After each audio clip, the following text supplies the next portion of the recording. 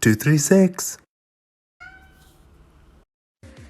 Hashtag outgoodness at Mastery Bootcamp at Gay Magazine. Hashtag Verse TV 236C.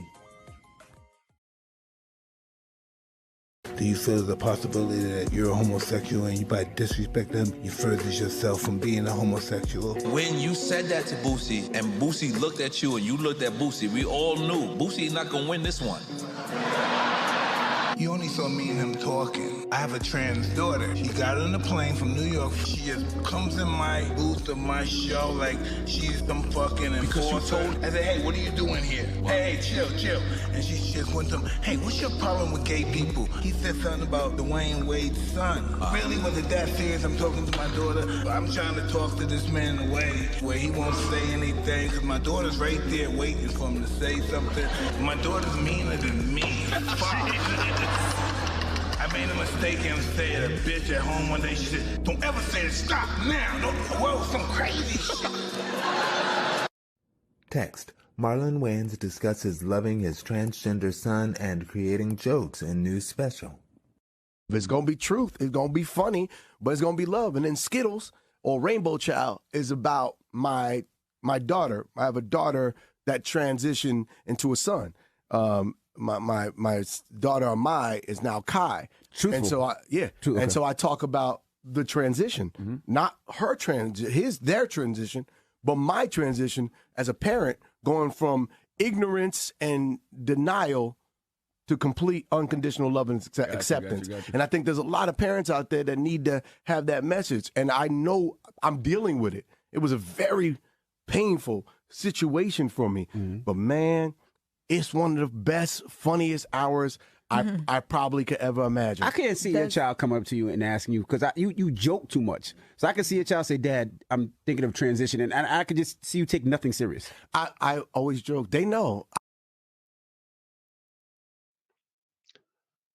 It is a beautiful thing. Parents putting love first. Yes, that is a beautiful thing. Putting love for their children, just putting love first. Let's all, every single one of us human beings in the world, put love first. How about that? Now,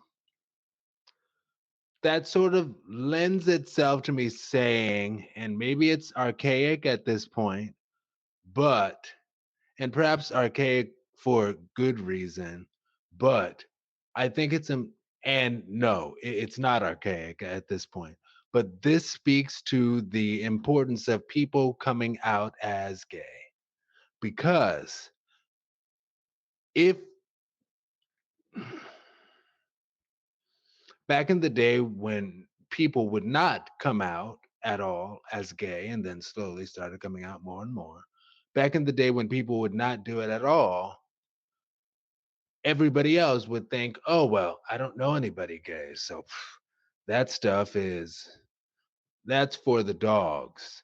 And actually, I've heard people say like, animals are smarter than gays because animals don't engage in gay sex. It's like, just because you don't see it doesn't mean it doesn't happen, dear sweetheart.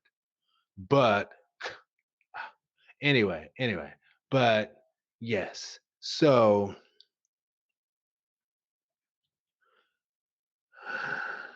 I think it's also important for us Q plus people to exercise patience with our families.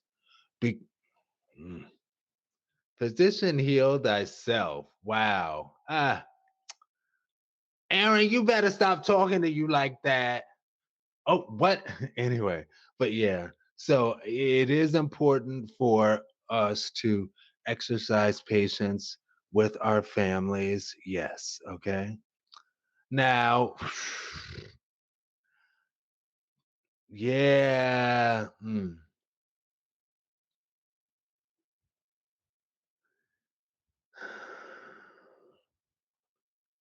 I love Dan Savage's work and the Savage Love podcast.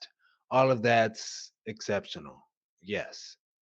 I will say back in the day, I still remembered before I came out even more, but in my late 20s, I'll say, he would always say on his podcast, like when somebody would call or write in and say things like, yeah, my so and so didn't invite me to Thanksgiving dinner, or they said they would invite me, oof, but I can't bring my husband or my wife of the same gender.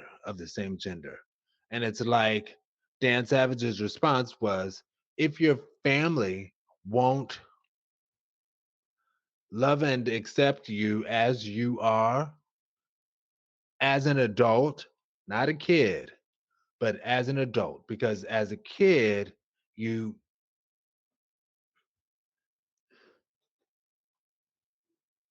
make sure that you actually actively, anyway. So as a kid, hold up. But as an adult, he was like, you need to move on from your family if they won't respect you. And I started being like, well, if if that's how things manifest, then I guess I too need to. But fortunately, that's not how things manifest. It does take patience, and I do think that, just like the relationships that I talked about before, it takes patience and working together, and things aren't necessarily going to always immediately be 100% perfect. Like the Katy Perry song Movies. I used to say that about all of my relationships. I'd be like, if it's not like the movies, well, that's how it should be. He put it on me, I put it on. Like there was nothing wrong. It didn't fit, it wasn't right. Wasn't just the size. They say you know when you know. I don't know.